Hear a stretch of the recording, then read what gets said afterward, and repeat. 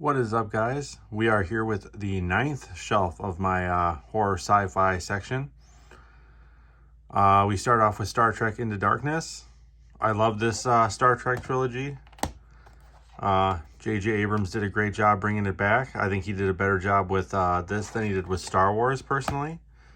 I think these movies were a lot more solid than the new Star Wars movies as well. But yeah, the cast is amazing. The action is ridiculously good. So are the visual effects.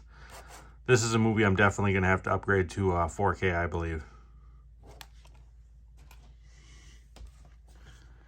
Then, of course, we have Star Trek Beyond. You know, because you gotta... I can't wait for the fourth one of this one to come out if they actually finally make it, which I'm hoping they do. But I every year I go back and watch these movies. And like I said, just like the other one, I'm going to have to upgrade this to 4K as well. Then we have Saw Uncut Edition. I love this packaging. There used to be blood in here too, but it kind of dried up over time, obviously. But I do love this packaging and how unique it was for DVDs at the time. But absolute classic series. I love this series. Comment down below on which Saw is your favorite. Then we have Saw 2. Great movie again. It's maybe not as good as the first one, but it's still very, very good.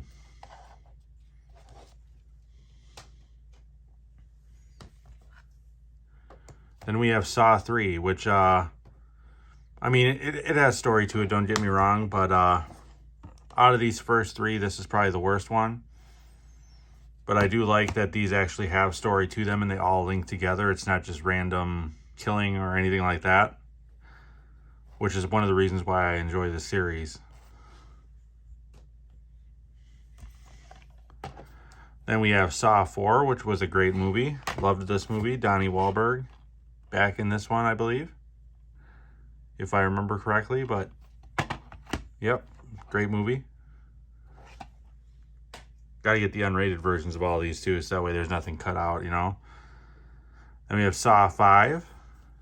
Again, another very solid movie. I enjoyed it very much. Worth, you know, this entire series is worth watching if you haven't seen it before.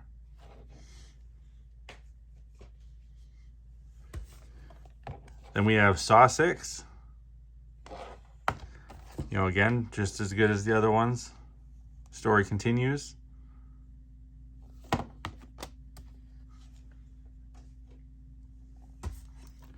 Then we have Saw the Final Chapter.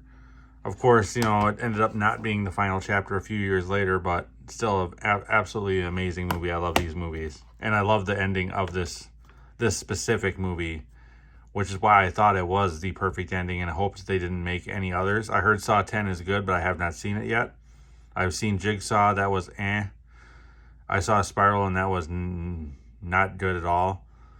And I'm hoping Saw 10 brings it back, but this was the perfect ending to the series.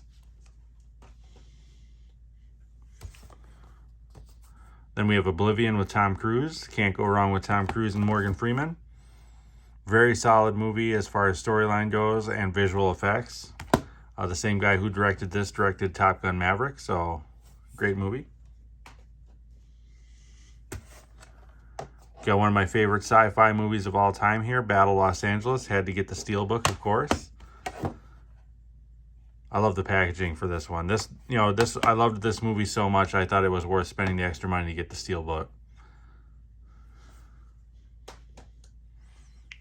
Then we got another movie I loved to where I got the Steelbook as well, Interstellar, another one of my most favorite sci-fi movies of all time right here.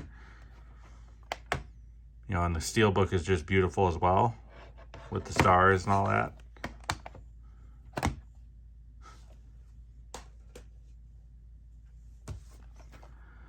Then we have Total Recall with Colin Farrell, Kate Beckinsale, and Jessica Biel. I liked this movie. I actually thought this was going to be a horrible reboot. Don't get me wrong, it's not the same as the original, but it's still very well done. Len Wiseman did a great job. The visual effects were amazing. Showed what visual effects these days can do. The cast was amazing. Overall, this movie I really enjoyed. As far as the reboot goes, amazing. Kind of wishing they would have made a sequel to it, but, you know, Colin Farrell's one of those guys, too, who he'll either hit a home run or he'll strike out, in my opinion.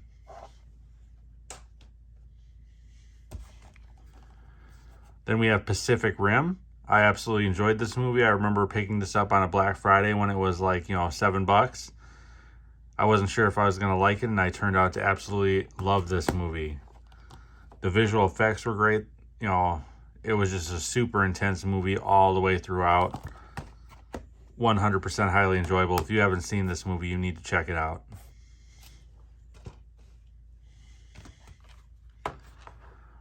Then we have Red Planet. In a previous video, you know, I was talking about those Mars movies all coming out the same year. This was the other one. I preferred this over Mission to Mars. Ghost of Mars was different compared to the other ones, because it was more of a horror movie than a sci-fi-ish movie, but this one is kind of the middle ground between the two. Val Kilmer does a great job in this movie. Shame what happened with him, but, you know, again, just like Bruce Willis, some of our greatest actors taken from us, you know.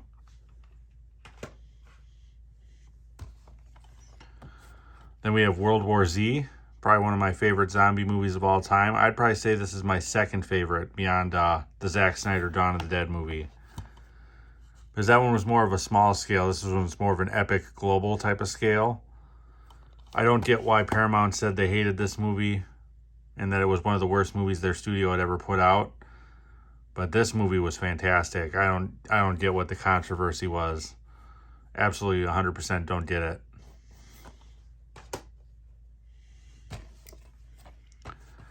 Then we have 28 Days Later, which is probably like my fourth favorite zombie movie. Only because the sequel to this one I enjoyed more than the original. But I love this movie as well. And then, of course, we got 28 Weeks Later. I heard there's rumors, but there's always been rumors of a 28 months later. I'll believe it when I see it. I will have to upgrade these to 4K or Blu-ray at some point, though, in my opinion, because I love these movies so much.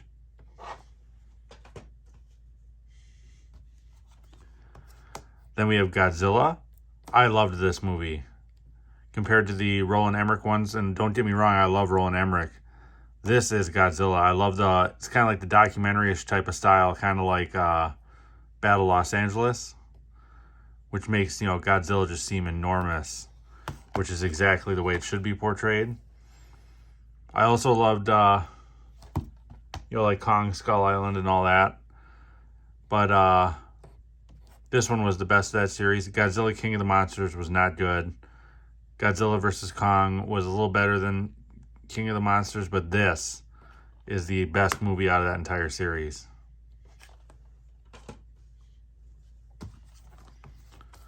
Then we have Live, Die, and Repeat, or Edge of Tomorrow, as it was in the theaters. Why they renamed it, I have no idea. But I loved this movie. Emily Blunt and Tom Cruise were great. You know, Tom Cruise always does solid work.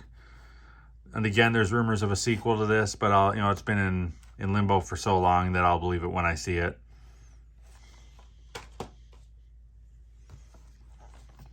Then we have Mad Max Fury Road. Very solid movie as far as visual effects go. I mean, second to none. This definitely pushed the boundaries of what it could do. Storyline, didn't love it, but you know, it was an okay as far as story goes. But the visuals definitely made up for it. This is kind of what Mad Max should have been with the other ones with Mel Gibson. But they've got another one now coming out, Furiosa, that looks just as good as this one. It would be cool if they made Mad Max. I know they're making Mad Max Wasteland, I believe it is the sequel. And Chris Hemsworth and Tom Hardy are both going to be in that one. It would be cool if they brought Mel Gibson back to be in it as well. I think that would just be a fitting end to the Mad Max movies. Whether or not that would happen, I don't know, but one can always hope.